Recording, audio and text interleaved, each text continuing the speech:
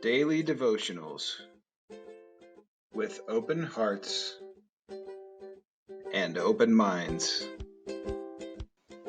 First United Methodist Church in Pueblo, Colorado presents Hope and Coffee with Pastor Hugo Venegas. Hi, welcome back to Hope and Coffee. This is Hugo Venegas. We have been studying the faces of hope based on Genesis chapter 6, and we're now closing out on Genesis chapter 11. And we read in verses 5 through 7, when the Lord came down and see the city and the tower that the men were building, the Lord said, "If as one people speaking the same language they have begun to do this, then nothing they plan will be impossible." So he scattered them, he confused them, because he knew that as human beings, we have power to accomplish a lot of things. And if we can imagine it, there is a high probability that we can accomplish it. So here is the question I want to pose for you this morning is, have you ever been bored about doing nothing? Think about it. Is there a time in your life when you were absolutely bored because nothing was happening? I remember when I was a freshman in high school, around Christopher Columbus Day, because Christopher Columbus arrived right in my hometown, and we celebrated that, and there was a carnival. Every year there was a carnival around October 12th to celebrate the arrival of Christopher Columbus. We knew that he did some stuff that was not very humane to the native Indians, but we really didn't care because of him, we could have a carnival. Well, one year the government decided that they were going to move the carnival from the park into the street in a neighborhood. And we went, and it was boring. It was really, there was nothing going on. There was no excitement.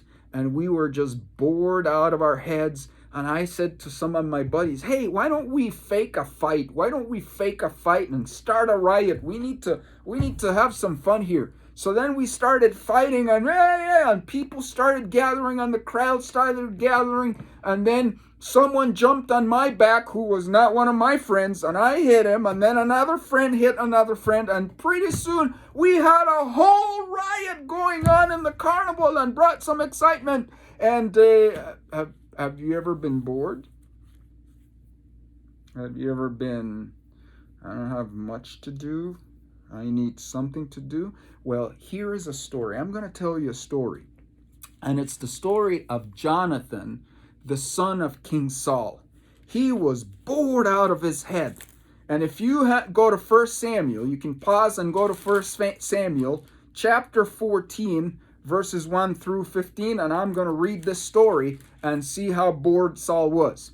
Now, a detachment of the Philistines had gone out to the pass of Michmash. One day Jonathan, son of Saul, said to the young man bearing his armor, "Come, let us go over the Philistine outpost on the other side." But he did not tell his father. Saul was staying at the outskirts of Gibeah under a pomegranate tree in Migron. With him were about 600 men, among whom was Ahijah, who was wearing the ephod. He was the son of Ichabod's brother, Ahitub, son of Phinehas, and son of Eli, the Lord's priest at Shiloh. No one was aware that Jonathan had left.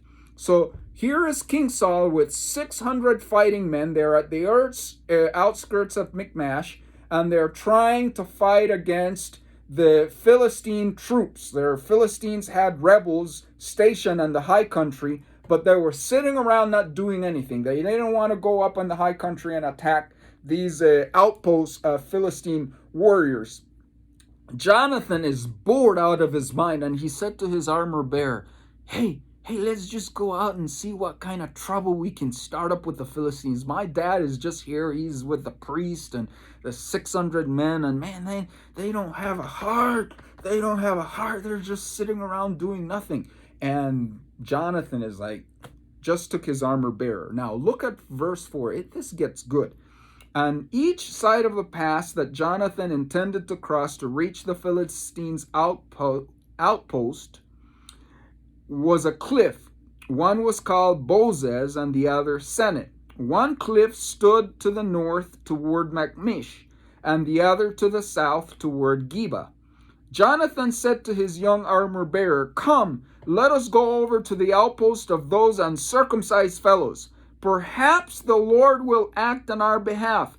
Nothing can hinder the Lord from saving, whether by many or by few." Do you see what Jonathan is doing? He's out there with his armor-bearer, and he's like, let's go pick a fight against these uncircumcised Philistines. These were the enemies of God. These were the Philistines who were always raiding the nation of Israel and the territory of Israel, and they were always fighting. And Jonathan is like, I am bored. Let's go pick a fight. Let's go pick a fight. This is what he's doing. If you can imagine it, if you can conceive it, and you believe, it is very likely that you can do it. So what is Jonathan saying? We can take those fellows on, even if it's a few of us. Few? Two of them. Him and his armor bearer. It gets better. It gets better. Look here. In verse 7 it says, his servant says, do all that you have in mind. His armor bearer said, go ahead. I am with you, heart and soul. Do you see? Whenever we are united in heart and soul, whenever we are united in heart and soul, we can accomplish great things. Two people, his armor bearer and Jonathan. And verse 8, it gets better. It gets better.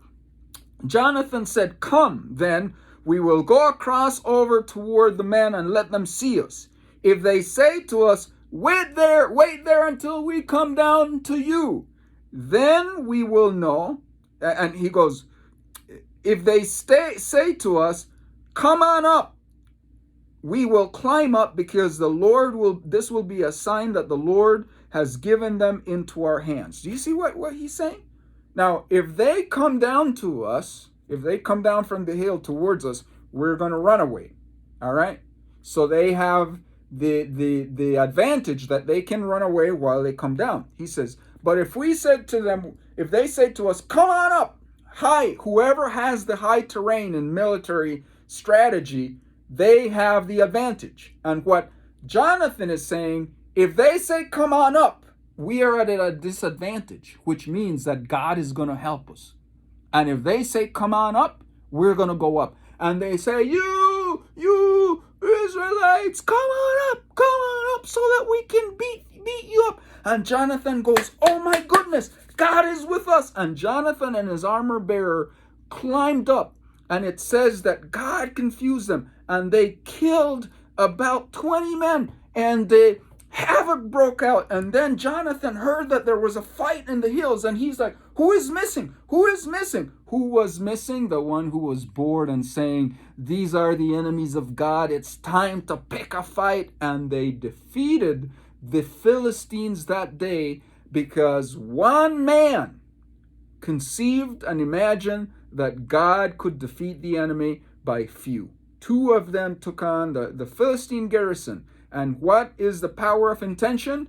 If we have the faith in God, if we can conceive it, and if we can imagine it, it's very likely that it can happen. This is Hugo Venegas from Pueblo, Colorado. This is one of my favorite stories about how a few people with the power of intention, if they put their minds to something, it is very likely that they can accomplish it. Join us tomorrow as we talk about more stories on how to use this power of intention and putting our minds to do something wonderful for God. Hugo Venegas from Pueblo, Colorado. God bless you. Thank you for joining us for our daily devotional, Hope and Coffee, with Pastor Hugo Venegas. If you enjoyed today's devotion, like or subscribe below. We also welcome you to join our family at First United Methodist Church in Pueblo, Colorado. You can visit our website at firstumcpueblo.org, and we hope you continue to have a blessed day. We'll see you tomorrow.